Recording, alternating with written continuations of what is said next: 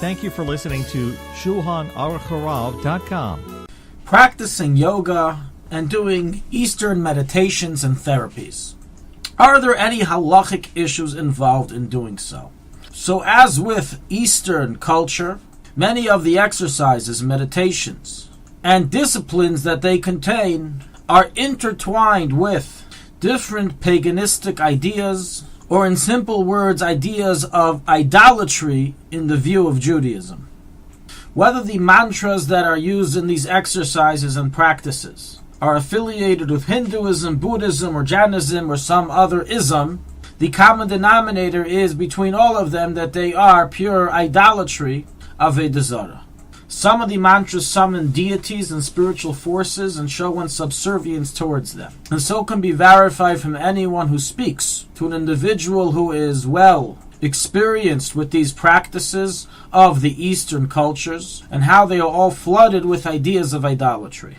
So to perform yoga and Eastern therapies and meditations in their pure, unadulterated state is forbidden due to the Isser of Avodah Zarah.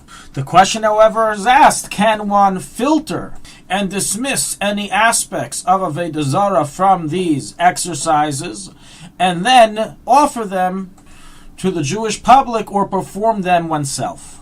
Do we negate the entire practice of yoga and Eastern meditations due to their taintings of philosophies of idolatry, or can we remove the gold and throw out the earth? So the Rebbe had a very interesting position on this matter, as he spoke of, as written in Sichas Kodesh, the year 5739, and the Kutei Sichas, volume 36, page 335, in which the Rebbe encouraged and strongly requested from the chief rabbi of Bnei Brak in that time, Rav Yaakov Landau, to sit with a team of medical doctors who are well versed in these Eastern meditations, such as yoga and the like, and dissect them from all of their aspects of idolatry. As the Rebbe states, the exercises themselves, such as seclusion and meditation, is not idolatry and is not halachically forbidden, and on the contrary can be found rooted in the Torah. And it's just the mantras and other aspects that have been infiltrated with ideas of idolatry that need to be removed. And the Rebbe encouraged for Rabbanim to make available for the public kosher forms of these exercises so they don't have to chas v'shalom turn to the unadulterated forms, which are Avodah Zarah, and a Jew must give up his life before doing.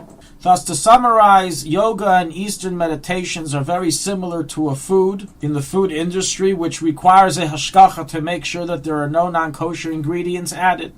So to here, yoga and Eastern meditations require rabbinical supervision to make sure that they have been dissected of any of their practices of idolatry. Once on the subject, we will add another very interesting perspective that the Rebbe offered regarding doing meditations, therapies, yoga, etc., even if they are kosher in and of themselves. The Rebbe's position was that even kosher meditations are not to be done by the healthy-minded. They should be viewed as medicine and only be done if prescribed by a medical or mental health professional. The same way a healthy person does not take medicine for ailments he doesn't have, as doing so will damage his body, so too taking part in these therapies, when not needed, can be proven detrimental to one's mental health. The Rebbe added a further point. Even one who is directed to seek these type of therapies for some ailment he suffers from, it should be used like medicine, which means only on occasion and only according to need. Just like one can overdose from medicine, so too one can overdose from these therapies, which means a person can become indoctrinated and infatuated with the therapy to the point that what was once his healer of mental health issues now becomes his destroyer, as he becomes a slave to the practice. So even kosher meditations must be regulated just like kosher medicines. As the Rebbe concludes, once the ill person becomes stable and healthy, mentally and emotionally, he should leave completely these therapies to lead a normal and healthy life without any external dependencies.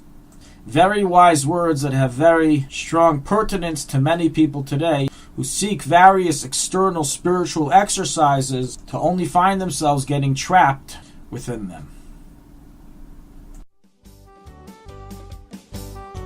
Thank you for listening to Shulchanaruchharav.com.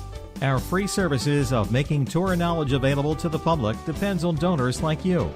Please help us continue our work through making even a small contribution at Shulchanaruchharav.com under the Daily Halacha Dedication section or in the subscription page. Also, check out our online courses and many sefarim available for purchase that will both enhance your Torah knowledge and help support our work.